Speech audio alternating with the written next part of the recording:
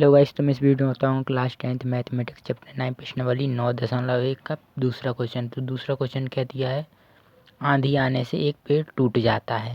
तो पेड़ पहले तो हमें बनाना होगा, पेड़ यानी लाइन खींचनी होगी पेड़ की। पेड़ ये समझ लिए पेड़ है ना। तो क्या ये टूट जाता है, तो मतलब ये इतना पेड़ है, मतलब ज़मीन है, ये पेड़ की ज़मीन पर खड़ा है। तो ये टूटेगा तो मतलब बीच से टूट रहा है, तो इतना टूट जाएगा, ये ज़मीन पर ऐसे झुक जाएगा, यहाँ से ऐसा झुक जाएगा ज़मीन से, है ना। ये पहले इतना था, ऊंचे तक था। मैं थोड़ा ठीक से बना देता हूँ। ये पेड़ था, फिर ये यहाँ से ऐसे टूट गया, तो यहाँ ज़मीन पे झुक गया है, ये नीचे ज़मीन है। तो ये पेड़ पहले इतना था, फिर ये यहाँ से टूट गया है ना। तो बोला टूटा हुआ भाग, ये टूटा हुआ भाग यहाँ से टूट रहा है, इस तरह मुड़ जाता है कि पेड़ का शिखर ज़मीन को छूने लगता है।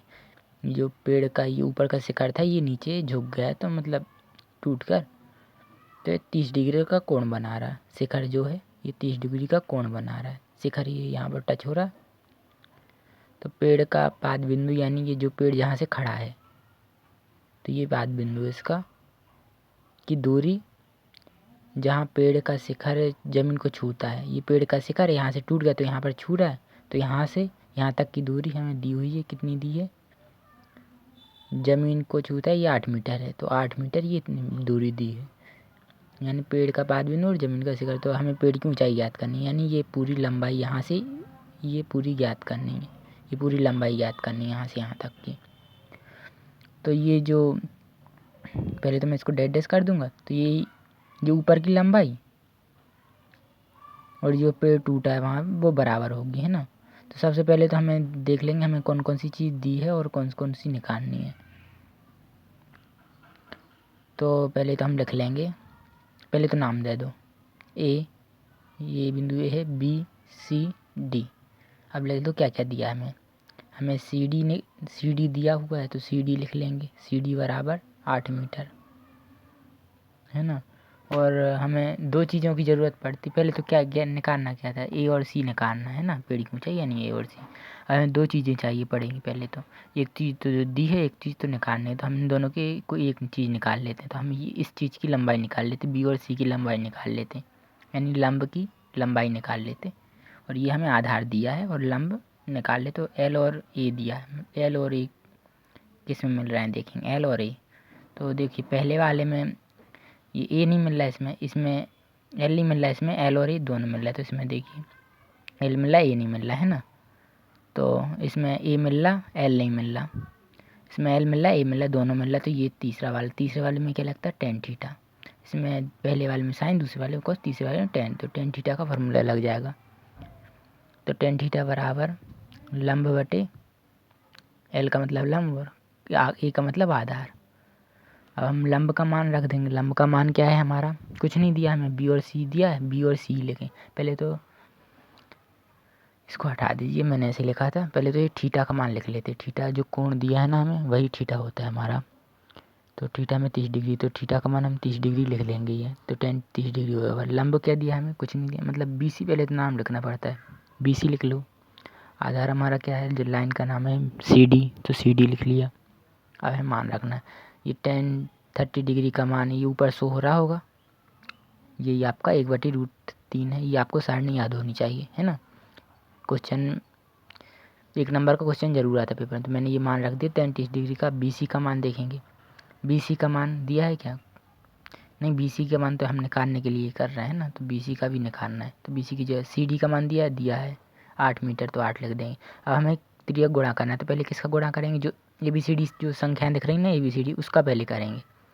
तो ये बी सी दिख रहा था, पहले बी सी का √3 में करेंगे, तो √3 बी सी हो जाएगा बराबर। अब 1 का 8 में गुणा करेंगे तो 8 ही आएगा। अब ये √3 का पक्षांतर हो जाएगा, है ना, तो ये भाग में चला जाएगा। तो बी सी बराबर √3/8। तो यहाँ पर हमने बी सी का मान हमारा निकल चुका है 8/√3। अब हमें ये बी सी का हमारा निकल चुका है। अब हमें ए और सी का मान निकालना था। हमने बी सी का निकाल लिया, हमें ए और बी का निकालना है। तो ए और बी का मान यहाँ पर आप देख सकते हैं, ए और बी, ये ए और बी और ये बी और डी बराबर होंगे, क्योंकि ये एक तरह से पेड़ का ही पार्ट है ये पूरा, है ना। तो ये मैंने ये लिखा ए बी बराबर बी डी। तो ए बी डी हमें निकालना है। क्यों निकालना है? अगर हम बी डी निकाल लेंगे तो हम ए बी का मान मिल जाए, क्योंकि ये दोनों बराबर हैं, है ना, ये और ये दोनों बराबर हैं क्योंकि पेड़ का ही पार्ट है। तो ये बी डी को हम बी डी लेंगे और सी डी लेंगे। तो सी डी को हम आधार से डिनोट करेंगे, इसको कर्ण से और इसको आधार से, है ना। तो ये सी डी को हम आधार से, और तो ये आधार और कर्ण हमारा दूसरे नंबर में मिलेगा। इसको हम कॉस से थीटा से बताते हैं, तो कॉस थीटा के बराबर लेंगे। तो पहले वाले को हम साइन से लिखते हैं, दूसरे वाले को कॉस से। तो हमें कॉस वाला मतलब हमें मिल गया, तो हम कॉस के बराबर में फॉर्मूला लगा कर लिख लेंगे आधार बटे कर्ण। तो हम अब थीटा की जगह थीटा का मान लिखेंगे, आधार की जगह सी डी लिखेंगे, कर्ण की जगह बी डी लिखेंगे और थीटा की जगह थीटा का मान जो दिया है हमें। तो cos 30 हमारा ये हो जाएगा। अब हमें क्या करना है, cos 30 का मान ये जो सारणी में देता है वही हमें लिखना है।